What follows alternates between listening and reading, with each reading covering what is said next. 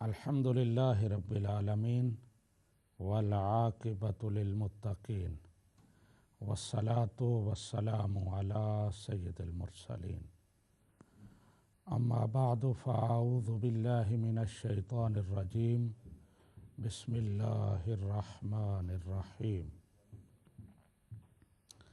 ان اللہ وملائکتہ یصلون علی النبی یا ایہا الذین آمنوا صلوا علیہ وسلموا تسلیما اللہم صلی علی سیدنا و مولانا محمد نور الانوار وسر الاسرار وسید الابرار وعلی آلہ واصحابہ وازواجہ اجمعین صدق اللہ مولانا العظیم وصدق رسولہ النبی الکریم ونحن علی ذلک لمن الشاہدین والشاکرین والحمد للہ رب العالمین۔ سامعین و ناظرین، السلام علیکم ورحمۃ اللہ وبرکاتہ۔ پروگرام تفہیم المسائل کے ساتھ محمد دین سیالوی آپ کی خدمت میں حاضر ہے۔ اس پروگرام میں ہم امت مسلمہ کے اجماعی عقیدہ اور قطعی عقیدہ ختم نبوت پر بات کرتے ہیں، جس کا مطلب یہ ہے کہ پیغمبر اسلام ہمارے آقا و مولا صلی اللہ علیہ وآلہ وسلم اللہ تبارک و تعالیٰ کے آخری نبی ہیں۔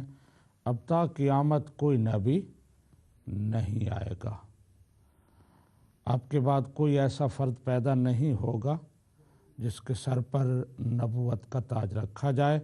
یہ قرآن و سنت کا عقیدہ ہے اور تمام امت مسلمہ کا عقیدہ ہے، اور پھر اسی عقیدہ کی بنیاد پر تمام امت کا اس بات پر بھی اتفاق ہے کہ اگر کوئی شخص نبی رحمت صلی اللہ علیہ وآلہ وسلم کے بعد نبوت کا دعویٰ کرے تو وہ دائرہ اسلام سے تصدیق کرے، وہ بھی دائرہ اسلام سے خارج، اور کوئی ان کو مسلمان سمجھے وہ بھی دائرہ اسلام سے خارج ہو جاتا ہے، اس کا امت مسلمہ کے ساتھ کوئی تعلق نہیں ہے۔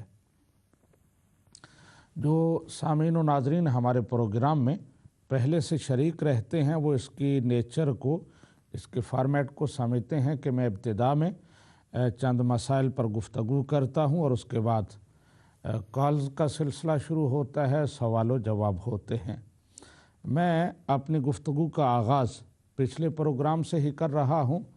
پچھلے پروگرام میں ایک خاتون نے سوال کیا تھا اور میں اس پر بات کر رہا تھا کہ پروگرام کا ٹائم ختم ہو گیا۔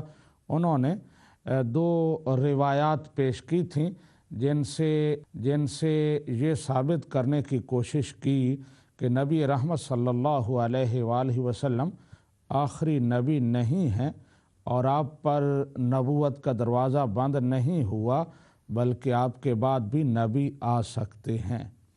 ان میں سے ایک روایت تو جو پہلے بھی کئی دفعہ پیش کی گئی ہے اور میں نے اس کے جواب بھی عرض کیے ہیں، تفصیلی گفتگو ہوئی ہے، لیکن ان کے پاس کیونکہ ہے یہی کچھ اور کچھ ہے نہیں، اس لیے بار بار وہی روایات پیش کرتے ہیں، تو میرا فرض بنتا ہے کہ جب بھی کوئی پوچھے میں اس کی اصلاح کروں اور اس کو سیٹسفائیڈ کروں۔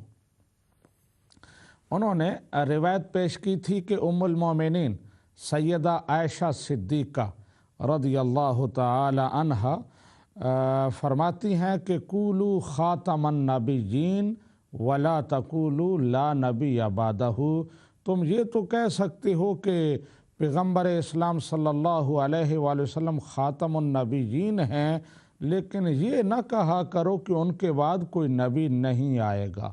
لا نبی بعدہ نہ کہا کرو، صرف ان کو خاتم النبیین کہا کرو۔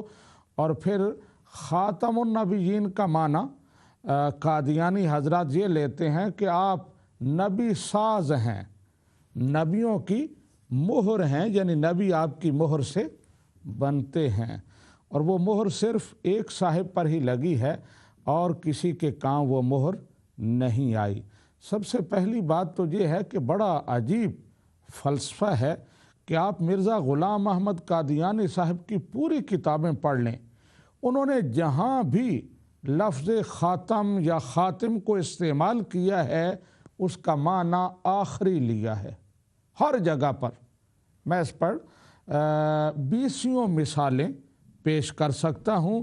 وہ حضرت عیسیٰ علیہ السلام کا ذکر کرتے ہوئے کہتے ہیں کہ حضرت موسیٰ علیہ السلام کے 12 خلفاء تھے اور ان میں سے آخری خاتم الخلفاء حضرت عیسیٰ علیہ السلام تھے، آخری خلیفہ۔ پھر ان کو بنی اسرائیل کا خاتم الانبیاء، آخری نبی قرار دیتے ہیں۔ خود مرزا صاحب اپنے بارے میں کہتے ہیں کہ میں اپنے والدین کا خاتم الاولاد ہوں، کیونکہ میرے بعد کوئی اولاد میرے والدین کے ہاں نہیں ہوئی۔ اپنے بارے میں یہ بھی کہتے ہیں کہ میں خاتم الاولیاء ہوں۔ کہنے کا مقصد یہ ہے کہ خاتم کا لفظ جہاں بھی اپنی کتابوں میں مرزا غلام احمد قادیانی صاحب نے استعمال کیا ہے، ہر جگہ اس کا ترجمہ آخری کیا ہے۔ لیکن جب بات آتی ہے خاتم النبیین کی، کیونکہ یہاں اپنا مفاد وابستہ ہے، یہاں اپنی نبوت چمکانی ہے، اس لیے وہاں خاتم کے معنی بدل دیے جاتے ہیں کہ خاتم کا معنی یہاں مہر ہے اور یہ نبی ساز مہر ہے، اس سے نبی بنتے ہیں، یہ ترجمہ کیا جاتا ہے۔ اور پھر کہیں یہ ترجمہ کیا بھی ہے کہ خاتم النبیین کا معنی بھی آخری نبی ہے۔ خاتم النبیین کا معنی بھی آخری نبی ہے، لیکن اس میں پھر یہ چپر لگا دی کہ وہ آخری نبی حقیقی نبی آخری ہیں، غیر حقیقی غیر شرعی نبی ان کے بعد بھی آ سکتے ہیں۔ یعنی یہ بھی تسلیم ہے کہ آخری نبی ہیں۔ اب آپ تصور کریں، کوئی کہے کہ یہ آخری گاڑی ہے، لیکن ساتھ ہی کہ اس کے بعد ایک اور گاڑی بھی آئے گی، ہے یہ آخری گاڑی لیکن اس کے بعد ایک اور گاڑی بھی آئے گی۔ آج میرا آخری پروگرام ہے لیکن اس کے بعد ایک اور پروگرام بھی ہوگا، ہے میرا یہ پروگرام آخری لیکن اس کے بعد پروگرام ایک اور بھی ہوگا۔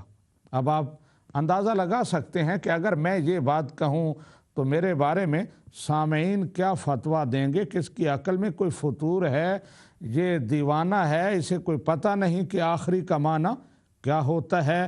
وہ انتہا کیسی جس کے بعد بھی سلسلہ چلتا رہے، اور وہ آخری فرد کیسا جس کے بعد پھر بھی افراد آتے رہیں۔ تو یہ عجیب منطق جو نہ سمجھنے کی نہ سمجھانے کی، جیسے مرزا صاحب کی اپنی شخصیت آج تک کسی کو سمجھ نہیں آ سکی، بالکل اسی طرح ان کا فلسفہ، ان کی تعلیمات، ان کی تحریریں جو ہیں وہ بھی کسی کو سمجھ میں نہیں آتی کہ وہ کیا کہنا چاہتے ہیں اور کیا کہتے ہیں۔ تو یہ روایت کہ قولوا خاتم النبیین، خاتم النبیین تو کہو لیکن لا نبی بعدہ نہ کہو۔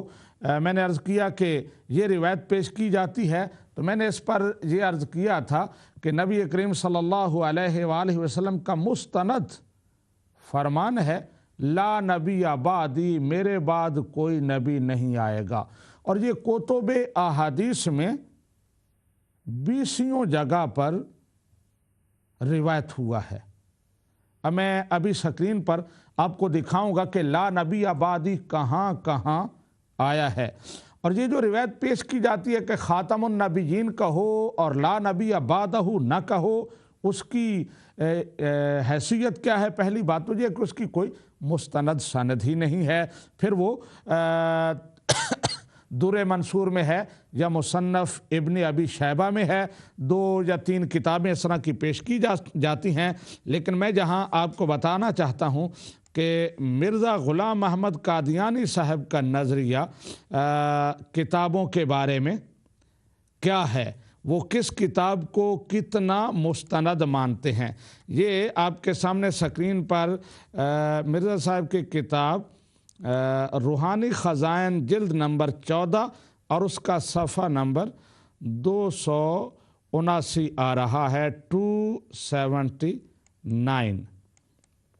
इस पर क्या लिखते हैं, ये आप पहली लाइन पढ़, क्योंकि सही बुखारी जो असखुल कुतुब बादा किताबिल्लाह है, कुरान पाक के बाद बुखारी शरीफ सबसे ज़्यादा सही किताब है। ये है इसका मतलब, और ये है अकीदा मिर्ज़ा ग़ुलाम अहमद कादियानी साहब का।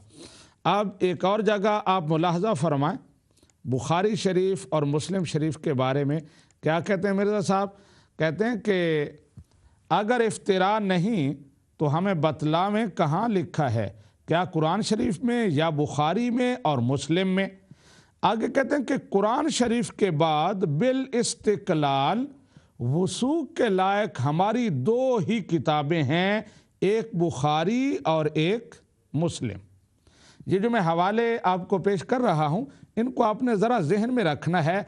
अभी मैंने इसको बुनियाद बना के आपको मसला समझाना है कि मिर्ज़ा साहब क्या कहते हैं, बुखारी असखुल कुतुब बादल कुरान है, और ये जिल्द नंबर 10 है रूहानी ख़ज़ाइन की, और उसका सफ़ा नंबर 60 है, जिस पर ये कह रहे हैं कि कुरान के बाद हमारी दो ही किताबें बिल इस्तिक़लाल वसूक के यानी एतमाद के लायक हैं, और वो दो किताबें कौन सी हैं?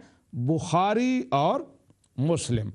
अब इसी जिल्द नंबर 10 का एक और सफ़ा आपकी खिदमत में पेश करता हूँ, और उस पर आपने स्पेशल तवज्जो देनी है और उसको समझने की कोशिश करनी है कि मैं उससे आपको क्या बताना चाहता हूँ। मिर्ज़ा साहब लिखते हैं, ये आप स्क्रीन पर देखें, दोम स्क्रीन पर सबसे ऊपर वाली लाइन को देखें, दोम दूसरी किताबें जो हमारी मुसल्लम किताबें हैं उनमें से अव्वल दर्जा पर सही बुखारी है, उसकी वो तमाम अहादीस हमारे नज़दीक हुज्जत हैं जो कुरान शरीफ से मुखालिफ नहीं, और उनमें से दूसरी किताब सही मुस्लिम है, और उसको हम इस शर्त से मानते हैं कि कुरान और सही बुखारी से मुखालिफ ना हो।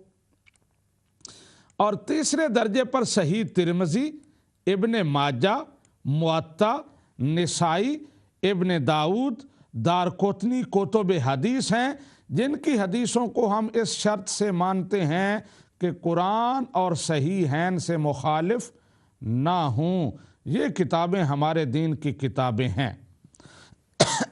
यहाँ आप देख रहे हैं मिर्ज़ा साहब ने एक तरतीब हमें बता दी है, एक कैटेगरी बना दी है कि सबसे पहले कुरान, फिर उसके बाद बुखारी शरीफ, और उसके बाद मुस्लिम शरीफ। अगर कोई चीज़ मुस्लिम में रिपोर्ट हुई है लेकिन बुखारी में उसके अपोजिट है, जो उसके ख़िलाफ़ है, तो उस सूरत में हम मुस्लिम को छोड़ देंगे, बुखारी को मानेंगे। और फिर कहते हैं कि मुस्लिम के बाद तिरमिज़ी, इब्ने माजा, मुस्नद अहमद, मुअत्ता, निसाई और दीगर तमाम हदीस की किताबें हैं। अगर दूसरी हदीस की किताबों में कोई रिवायत आए और वो बुखारी शरीफ और मुस्लिम शरीफ के ख़िलाफ़ हो, तो हम उसे नहीं मानेंगे। ये है मिर्ज़ा साहब का उसूल। लेकिन जहाँ अपना मफाद आता है, वहाँ सारे उसूल, सारे वो ज़ाब्ते तोड़ दिए जाते हैं अपनी नबूवत की दुकान चमकाने के लिए। अब आपने ये उसूल मिर्ज़ा साहब का ज़हन में रखना है कि सबसे पहले बुखारी शरीफ, उसके बाद कुछ और। तो मैंने बताया था कि कूलू ख़ातमन नबिय्यीन वला तकूलू ला नबिय्या बादहू, ये दुर्र मंसूर जो तफसीर की किताब है, हदीस की किताब है ही नहीं, और मुसन्नफ़ इब्न अबी शैबा या एक और दो किताबें जो इनसे भी निचले दर्जे की हैं, उनमें ये रिवायत आई है कि नबी करीम सल्लल्लाहु अलैहि वसल्लम को ला नबिया बादहू न कहो। अब मैं आपको दिखाता हूँ कि बुखारी शरीफ क्या कहती है। ये अपने स्क्रीन पर मुलाजा करें, आपको रेड अल्फाज में ला नबिया बादी के अल्फाज نظر آ رہے ہوں گے۔ یہ ہے بخاری شریف، بخاری شریف میں رپورٹ ہوا ہے وَإِنَّهُ لَا نَبِيَّ بَعْدِي، میرے بعد کوئی نبی نہیں ہے۔ اور یہ پوری حدیث ہے کہ نبی کریم صلی اللہ علیہ وسلم نے فرمایا کہ بنو اسرائیل کے ایک نبی کے بعد دوسرا نبی آتا تھا، لیکن میرے بعد کوئی نبی نہیں، میرے بعد خلفاء ہوں گے۔ میرے بعد کوئی نبی نہیں، میرے بعد خلفاء ہوں گے۔ عجیب بات ہے، نبی کریم صلی اللہ علیہ وسلم پر نعوذ باللہ حق کو چھپانے کا الزام لگایا جا رہا ہے کہ آپ نے یہ تو بتا دیا کہ میرے بعد کوئی نبی نہیں، میرے بعد خلفاء ہوں گے، یہ کیوں نہیں بتایا کہ ہاں غیر شرعی میرے بعد نبی آئیں گے؟ آپ اندازہ لگائیں، میرے بعد کوئی نبی نہیں، میرے بعد خلفاء آئیں گے، یہ بخاری شریف کی حدیث ہے۔ آپ یہ اگر فرما دیتے تو کیا فرق پڑتا تھا کہ میرے بعد کوئی نبی نہیں، ہاں غیر شرعی نبی ہوں گے اور خلفاء ہوں گے، لیکن آپ نے ایسا نہیں فرمایا۔ جی یہ بخاری شریف آپ نے ملاحظہ فرمائی۔ آگے دیکھیں، یہ مسلم شریف ہے، اس میں بھی وہی حدیث ہے جو ابھی میں نے پیش کی ہے۔ مسلم شریف میں یہ لا نبی بعدی کے الفاظ 3 دفعہ رپورٹ ہوئے ہیں۔ یہ دوسری حدیث مسلم شریف کی آپ دیکھ رہے ہیں۔ اس میں نبی کریم صلی اللہ علیہ وسلم نے جب حضرت علی المرتضیٰ رضی اللہ تعالی عنہ کو مدینہ شریف میں چھوڑا تھا، اپنا قائم مقام بنایا تھا اور خود غزوہ پہ تشریف لے گئے تھے، تو منافقین نے انہیں تانے دیے تھے کہ نبی کریم صلی اللہ علیہ وسلم تمہیں چھوڑ کے گئے ہیں، تمہیں نظر انداز کر دیا ہے۔ تو نبی کریم صلی اللہ علیہ وسلم نے حضرت علی المرتضیٰ کی دل جوئی کے لیے اور ان کو یہ بتانے کے لیے کہ منافقین جھوٹ کہہ رہے ہیں، آپ نے فرمایا کہ علی تیرا میرے ساتھ وہی تعلق ہے جو ہارون کا حضرت موسیٰ علیہ السلام کے ساتھ تھا، الا انہ لا نبی بعدی، لیکن میرے بعد کوئی نبی نہیں ہے۔ ہارون حضرت عیسیٰ علیہ السلام کے بعد نبی تھے، ویسے تمہارا اور میرا رشتہ وہی ہے، لیکن سنو میرے بعد کوئی نبی نہیں ہے۔ یہ مسلم شریف میں دوسری حدیث، اور پھر تیسری جگہ امام مسلم اسی حدیث کو پھر رپورٹ کر رہے ہیں، انہ لا نبی بعدی، وہی حضرت علی المرتضیٰ والی حدیث۔ آگے سنن ابی داؤد، اس میں یہی حدیث، اور یہ حدیث پاک بھی قابل توجہ ہے۔ نبی کریم صلی اللہ علیہ وسلم نے فرمایا، یہ الفاظ آپ سکرین پر دیکھ سکتے ہیں، اوپر جو تحریر آ رہی ہے اس میں سیکنڈ لاسٹ لائن جہاں لا نبی بعدی ریڈ کلر میں آپ کو نظر آ رہا ہے، آپ فرماتے ہیں انہو سیکون فی امتی کذابون ثلاثون کلہم یزعم انہو نبی وانا خاتم النبیین لا نبی بعدی۔ فرمایا میرے بعد 30 جھوٹے کذاب اور دجال آئیں گے، ہر ایک ان میں سے کہے گا کہ میں نبی ہوں، وَأَنَا خَاتَمُ النَّبِيِّينَ لا نبی بعدی، سنو میں آخری نبی ہوں، میرے بعد کوئی نبی نہیں آئے گا۔ عجیب بات ہے کہ نبی کریم صلی اللہ علیہ وسلم نے 30 جھوٹوں کا تعارف تو کرا دیا کہ وہ آئیں گے، ان کو تم نے نہیں ماننا، لیکن جو اپنا بروز بن کے، جو اپنا ذل بن کے آنا تھا، جو غیر شرعی نبی آپ کے بعد آنا تھا، اس کا تعارف نہیں کرایا۔ اب آپ اندازہ لگا لیں کہ اس کا نتیجہ کیا نکلتا ہے کہ نبی کریم صلی اللہ علیہ وسلم نے حق کو چھپایا۔ پہلے انبیاء آتے تھے، ہر ایک اپنے سے بعد میں آنے والے نبی کا تعارف کرا کے جاتا تھا، اس کی بشارتیں دے کے جاتا تھا، لیکن آپ نے اپنے بعد میں آنے والوں کے بارے میں بتایا کہ وہ کذاب ہوں گے، دجال ہوں گے، جھوٹے ہوں گے، میں آخری نبی ہوں اور میرے بعد کوئی نبی نہیں ہے۔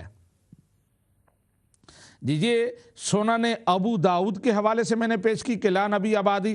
آگے سنن ترمذی، اس میں پھر وہی حدیث مبارکہ کہ میرے بعد 30 کذاب دجال آئیں گے، وہ جھوٹے ہوں گے، وہ دعویٰ کریں گے، لیکن وہ نبی نہیں ہوں گے۔ آپ سکرین پر ملاحظہ کریں، یہ ترمذی شریف کی حدیث نمبر 2145 ہے۔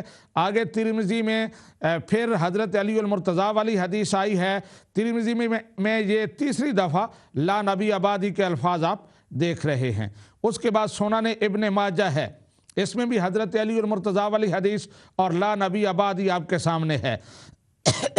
اس کے بعد مسند احمد ہے اس میں بھی حضرت علی المرتضیٰ والی حدیث اور آپ لا نبی آبادی کے الفاظ ریڈ کلر میں دیکھ سکتے ہیں. مسلم نہیں ہے تو آپ وہ غیر متعلقہ باتیں اور الجھاتے ہیں، ٹائم ضائع کرتے ہیں. جی نیکسٹ کالر سے بات کرتے ہیں. جی صاحب. جی صاحب طاہر بول رہا ہوں لندن سے. کون؟ میرا نام طاہر ہے، لندن سے بول جی رہا ہوں. طاہر صاحب. ہاں جی صاحب، ایک تو اگر کوئی کسی بزرگ کا حوالہ دیا جاتا ہے تو آپ کہتے ہیں قرآن کی بات کریں، حدیث کی بات کریں. جی اگر قرآن حدیث کہتے ہیں تو آپ کہتے ہیں کہ کسی اور کی بات کریں. ایک رانا صاحب بیچارے بزرگ ہیں، وہ آپ کی منتیں کر رہے ہیں کہ قرآن اور حدیث کی بات کریں، آپ نہیں مانتے ان کی بات. میں آپ کو کہتا ہوں کہ آپ کے نزدیک تو قرآن ہے نا براہین احمدیہ، میں ان کی بات کر رہا ہوں. پہلے آپ اس پر تو ذرا تبصرہ کر دیں، اس پر آپ کیوں نہیں بات کرتے؟ ابھی جو میں نے حوالے پیش کیا، ابھی میں یہ پڑھ رہا ہوں، اس کا ذرا مجھے. صاحب میں نے ابھی پروگرام لگایا ہے، میں صرف یہ کہہ رہا ہوں کہ اچھا، تو آپ پھر صرف آپ قرآن نے کی بات ابھی کرتے اور پروگرام رانا صاحب ابھی آپ کی لگایا منتیں ہے کر رہے ہیں 4 پروگرام سے کہ قرآن اور حدیث سے بات کر لیں. اچھا ٹھیک ہے، جی آپ کریں. ان کی بات ہی نہیں بیچاروں کی سنتے. جی کریں، قرآن سے آپ نے کیا بات کرنی ہے؟ نہیں میں کوئی عالم نہیں، میں تو صرف یہ پروگرام پھر دیکھ رہا ہوں آپ سے. بات آپ نے آپ ویسے کا ہی کر دی، ٹائم ضائع کر دیا. طاہر صاحب شکریہ آپ کا. جی نیکسٹ کالر سے بات کرتے ہیں. السلام علیکم. جی وعلیکم السلام. علامہ صاحب عدنان بات کر رہا ہوں یونان سے. جی عدنان صاحب. علامہ صاحب یہ جو احمدیوں کے پیچھے آپ پڑے ہوئے ہیں، جی ان کا کیا کہنا ہے؟ یہ تو ایک پنجابی کا محاورہ ہے کہ نام منن والے تھے نبی پاک دے ویلے بھی آئے. انہوں نے کوئی بات نہیں مانی. اور دوسرا میں نے آپ سے یہ مسئلہ پوچھنا تھا جی کہ یہ جو احمدیوں کو السلام علیکم کہنا جائز ہے یا ناجائز ہے؟ اچھا ہاں ذرا اس کے بارے میں کرنا. اور مبارکباد آپ کو پیش کرتا ہوں کہ اتنے حوصلے سے اور تسلی سے آپ ان کو جواب دے رہے ہیں. یہ بس ان کا تو اللہ ہی حافظ ہے، اس کے علاوہ اور ان کو کیا کہہ سکتے ہیں؟ ٹھیک ہے. جی نیکسٹ کالر. جی ہلو. جی السلام علیکم. السلام علیکم. جی کون کہاں سے؟ جی ہاں میں بول رہا ہوں مشتاق گیلانی.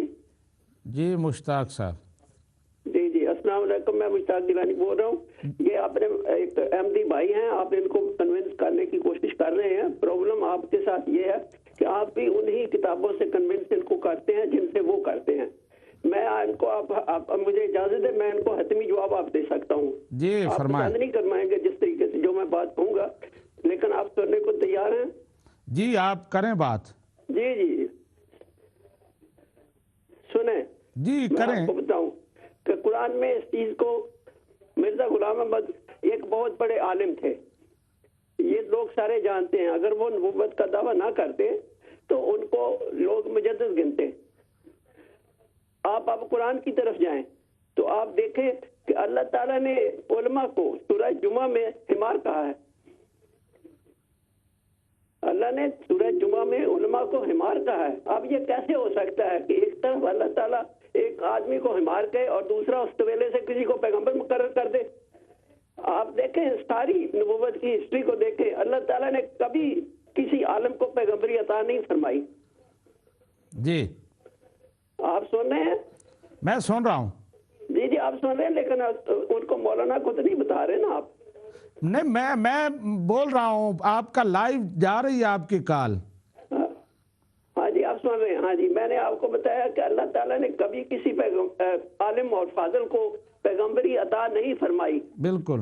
اللہ تعالیٰ نے سورہ جمعہ میں علماء کو جو قرآن کو یا ان کو اپنی وحی کو بغیر حکمت کے پڑھتے ہیں وہ حمار گنے جاتے ہیں. اب یہ کیسے ہو سکتا ہے کہ ایک حمار، ایک طرف اللہ تعالیٰ اسے حمار کہیں اور دوسری طرف طویلے سے اٹھا کر اس کو پیغمبری عطا فرما دیں؟ جی یہ ان کی پیغمبری جو ہے مرزا غلام احمد صاحب کی ہے، قرآن سے خود ثابت ہو رہا ہے کہ یہ ایک نجائز پیغمبری ہے. دوسری بات میں یہ بتاؤں گا کہ رسول اللہ حضرت ابراہیم کی اولاد سے پیغمبر آنے تھے. جب حضرت ابراہیم کی دوسری نسل سے جو بنی اسرائیل تھی، آخری نبی جو تھے وہ اپنے پیغمبر وہ آئے تھے حضرت عیسیٰ. اگر عیسیٰ کی نرینہ اولاد نہیں تھی تو پیغمبری اس لائن میں ختم ہو گئی، آپ نے دیکھ لیا ہے. اس طرف سے حضرت اسماعیل کی اولاد کو جب جاری کیا گیا تو رسول اللہ صلی اللہ علیہ وسلم کے، کیونکہ آگے ان کی کوئی نرینہ مدینہ اولاد نہیں تھی، پیغمبری ختم ہو گئی، تو مرزا صاحب کہاں سے پیغمبر بن کر آ سکتے ہیں؟ بالکل ٹھیک ہے. تو یہ باتیں بہت ایزیلی صاف ثابت ہو رہا ہے کہ اگر وہ ذرا سا اس مسئلے پہ سوچ لیں کہ بھئی پیغمبری جو ہے وہ یعنی مرزا صاحب پیغمبری کے اہل ہی نہیں رہے. جب سے وہ عالم اور فاضل بہت بڑے عالم فاضل تھے، جب سے عالم فاضل بنے انہوں نے اپنے آپ کو نااہل قرار دے دیا قرآن کے حساب سے پیغمبری سے. جی مشتاق صاحب، مشتاق گیلانی صاحب، آپ کا شکریہ. کال زیادہ ٹائم نہیں ہے اس لیے ہم زیادہ بات نہیں کر سکتے. جی نیکسٹ کالر سے بات کرتے ہیں. ہلو، السلام علیکم. جی وعلیکم السلام. حضرت خیریت میں آپ؟ جی اللہ کا فضل ہے. آپ تعارف کرائیں گے؟ جی میں خادم العلماء ٹیلفورڈ سے عرض کر رہا ہوں. جی مفتی صاحب. جی خادم جناب. جی علامہ صاحب کیا حال ہے؟ بس دعائیں آپ کی. آپ بہت پیارا پروگرام کر رہے ہیں اور بڑا مدللانہ جوابات سے ہم کو بھی مستفید فرما رہے ہیں. جی جی ان لوگوں کے جھوٹا ہونے کے لیے یہی بات کافی ہے کہ جب آپ ان سے سوال کرتے ہیں تو یہ ادھر ادھر کی آنکھنا شروع کر دیتے ہیں. بالکل ٹھیک ہے. جو سوال آپ کرتے ہیں اس کی طرف تو وہ آتے نہیں. اور ایک صاحب کہہ رہے تھی کہ ہم اپنی بھاگنے والے نہیں. جب اعلیٰ حضرت کی میرے شاہ صاحب گولو جی رحمۃ اللہ علیہ تشریف لے گئے تو ایک کا بڑا بھاگ گیا تھا. یہ کیسے بھاگنے والے نہیں ہیں؟ جی آجا. اگر وہ سچا تھا تو وہ سامنے آتا ان کے. یہ تو ویسے فضول کی باتیں جب ان کے بڑے نے خود اپنی کتابوں میں لکھ دی ہے تو یہ کیسے اس کو ڈینائی کر سکتے ہیں؟ ویسے ہی قوم کو گمراہ کرنے کی کوشش کر رہے ہیں. اور انشاءاللہ جو ایمان والے ہیں وہ ان کے داؤ پیچ کے اندر ہرگز نہیں آئیں گے. نبی علیہ الصلوۃ والسلام آخری نبی ہیں. قیامت تک کسی ذلی بروتی نبی نے نہیں آنا. سرکار دو عالم صلی اللہ علیہ وسلم نے فرما دیا. آپ نے فرمایا کہ جو بھی دعویٰ کرے گا وہ جھوٹا ہوگا، کاذب ہوگا. یہ ہے ہی کاذب ہیں اور جھوٹے ہیں. اور ان کے جھوٹ ہونے کے لیے یہی کافی ہے کہ جب آپ ان سے سوال کرتے ہیں تو وہ جواب نہیں دیتے تو ادھر ادھر کی آگے پیچھے کرنے کی کوشش کرتے ہیں. جی شکریہ. اگر سچے ہیں تو وہ جواب دیں. مفتی صاحب شکریہ. ابھی ہمارا بریک کا ٹائم ہو رہا ہے. اللہ تبارک و تعالی آپ کو اجر عظیم عطا فرمائے. مفتی طاہر صاحب ٹیلفورڈ سے تھے جو گفتگو فرما رہے تھے. حوصلہ افزائی فرمائی. اللہ تبارک و تعالی ان کے علم و عمل میں برکتیں عطا فرمائے. ابھی مشتاق گیلانی صاحب نے کال کی تھی اور انہوں نے ایک بات کی جس کی میں تھوڑی سی وضاحت کرنا چاہتا ہوں. ہو سکتا ہے سامعین و ناظرین کو سمجھ نہ آئی ہو. وہ کہتے ہیں کہ اللہ تعالیٰ نے کسی عالم دین کو یا عالم کو ولی نبی نہیں بنایا. مقصد یہ ہے کہ نبی کو اللہ تبارک و تعالی خود پڑھاتا ہے. جیسے نبی کریم صلی اللہ علیہ وسلم کا ایک لقب امی ہے کہ آپ نے کسی سے نہیں پڑھا، کسی سکول میں مدرسے میں نہیں گئے، کسی غیر کے سامنے آپ نہیں گئے، بلکہ اللہ تعالیٰ نے علم القرآن، اللہ تعالیٰ نے خود آپ کو پڑھایا. اللہ تبارک و تعالیٰ نے ڈائریکٹ آپ کو علم عطا فرمایا. تو یہ ان کا مقصود تھا. دوسری انہوں نے بات کی کہ قرآن پاک میں حمار کا لفظ استعمال ہوا ہے ان پڑھے لکھے لوگوں کے لیے یا یوں کہہ لیں علماء کے لیے جو کتاب الہی کو پڑھتے ہیں لیکن اس کو پھر اپنے مفادات کے لیے استعمال کرتے ہیں. تو اس کی مثال دی گئی ہے کہ وہ جیسے گدھے پر کتابیں لدی ہوئی ہوں تو اس کو کوئی فائدہ نہیں ہوتا. اسی طرح جو آدمی قرآن پاک کو جانتا ہے، سمجھتا ہے، سمجھتے بوجھتے اس کے خلاف کرتا ہے بلکہ اس میں تحریف کرتا ہے تو اس کو اس کا کوئی فائدہ نہیں ہوتا اور وہ بڑا نادان اور جاہل ہے. تو یہ بات کر رہے تھے مشتاق گیلانی صاحب. اور ہمارے ساتھ ایک اور کالر ہے، ان سے بات کر کے ہم بریک پہ جائیں گے اور اس کے بعد پھر انشاءاللہ بات ہوگی. جی السلام علیکم. جی سیالی صاحب، محمد آسم بول رہا ہوں لندن سے. جی آسم صاحب. بڑی مشکل سے کال ملی ہے. پہلے 50 منٹ میں نے ہولڈ کیے رکھا ہے تو وہ پھر بھی ڈسکنیکٹ ہو گئی تھی. جی جلدی کریں، ٹائم ابھی بھی بالکل تھوڑا ہے. جی ایک بات تو میں نے یہ کرنی ہے کہ آپ حضرت عیسیٰ علیہ السلام کی آمد کے قائل ہیں جی، اور یہ بھی مانتے ہیں کہ وہ جب تشریف لائیں گے تو انجیل کی تعلیم نہیں دیں گے اور نہ ہی قرآن سے الگ کوئی نئی شریعت لے کے آئیں گے. جی تو جب آپ مانتے ہیں کہ ایسا نبی آئے گا چاہے وہ پرانا ہی ہو کہ وہ شریعت نہیں لائے گا، تو پھر یہ کہنا کہ 30 جھوٹوں کی خبر دی اور کسی غیر تشریع یا غیر شرعی نبی کا ذکر نہیں کیا، اس طرح تو عوام کو دھوکہ نہ دینا آپ. ٹھیک ہے جی آسم صاحب، دھوکہ آپ دے رہے ہیں. آپ ہماری بات کو ابھی بریک ہو رہی ہے، اس کے بعد میں آپ کے سوال کا جواب عرض کرتا ہوں۔ جی سامعین و ناظرین، ابھی مختصر سی بریک پہ جاتے ہیں اور اس کے بعد پھر آپ سے گفتگو ہوتی ہے۔